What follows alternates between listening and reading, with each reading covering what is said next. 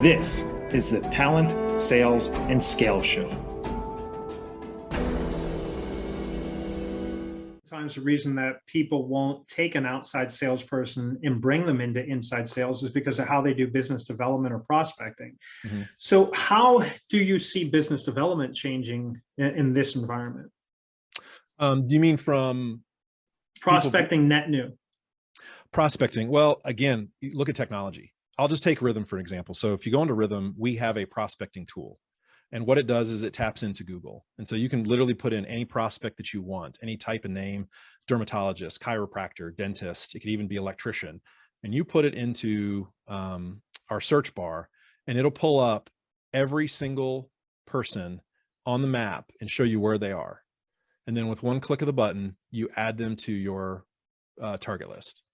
And so instead of the days of even my partner, when he started in cough and cold sales in the aught decade, they would hand him a phone book. Literally, they would mail phone books, local phone books, because they weren't as readily available in 2003, 2004, 2005. So they would buy from the city and they would mail phone books. And they would say, there you go, there's your list. And so now utilizing technology has never been easier in order to find prospects. Of course, you can also use LinkedIn, LinkedIn Sales Navigator. There are a couple other products out there that you can scrape information. There's lists galore. Right, but are people walking up? Are they doing cold knocking? Are they having to do the things of a BDR, SDR, and having to do the whole entire top of funnel work? Are you asking about inside sales professionals? No, I'm talking outside. Outside. It depends. So again, a lot of my outside sales experience is in the medical pharma world. And I know dental and eye care are the same. Usually it is, you start a job, and if you're in dermatology, they send you a list of all the dermatologists, and that list is either people that have already used the product before or their prospects. And so they kind of push you out the door and they're like, just go visit them. Yeah, and that's what they do is they start. Yeah, I was just going to say, and that's one of the challenges that I think a lot of people are pushing back on with outside sales is it's all, I don't want to say all, but they used to call it the milk run, right? Hey, I'm going to go on a milk run here in this day, here in that day. And I'm curious are you doing mostly pharma still? Or are you doing also manufacturing? What's the group that's mostly leveraging this resource? So right now it's in the medical pharmaceutical space.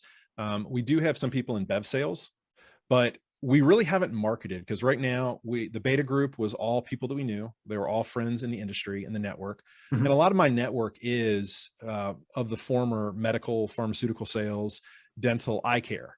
And so really what Rithm is good for is any outside sales professional that has recurring meetings, which is going to be either with clients or prospects. If you're trying to earn business, and you're driving in the car and you need to make at least 5 to 10 minimum calls a day, as far as you're trying to set appointments. You might have an appointment at 8, you might have an appointment at 10, you have an appointment at 11:30, and it's going to help you with organizing, structuring your day, and kind of filling those gaps where you can prospect. Using a map, and with outside sales, and this is one of the things that's different than inside sales, is using a map. Every outside sales rep has a territory, and there's a clearly defined border. And so within that territory, that is where you're going to try to pull business from. And so what we try to do is visualize that territory for the sales professional and make it easy that if you're new to a territory, new product, new job, you know exactly where your opportunity is in between some of those appointments that may be. It's a very difficult thing to do. Outside sales is very challenging because there's so many variables every single time you walk out the door, and every one of your actions has a ripple effect. Yeah. If you decide to leave your house 10 minutes later because you wanted to make coffee, you might run into traffic that you wouldn't have if you'd left 10 minutes earlier. And so what that does is that chain reaction starts a domino effect throughout the entire day. That's not really a challenge for the most part inside sales, because the repetition and the amounts of dials you can make are so much faster since you're not moving. But when you start throwing in the variable of distance, time, movement, getting into a car from location to location, it all of a sudden speeds up all the amount of variables and the changes that can happen. Yeah, so your hypothesis is that you won't be able to build as strong of a relationship online as you can in person. So that's one reason that you would look to outside sales. The other reason that you didn't say, but I'll just toss this out there because Sure. it's fairly obvious, is that if you need eyeballs on a plant, if you need eyeballs on a particular physical environment to be able to understand it, then that might be a time that you have outside sales. I guess other than those two reasons, what if I'm the CFO and I come up to you and say, Mike, listen, it's going to be a lot less expensive to get somebody on inside sales doing full cycle sales than what an outside salesperson is. I'm assuming, I'm guessing.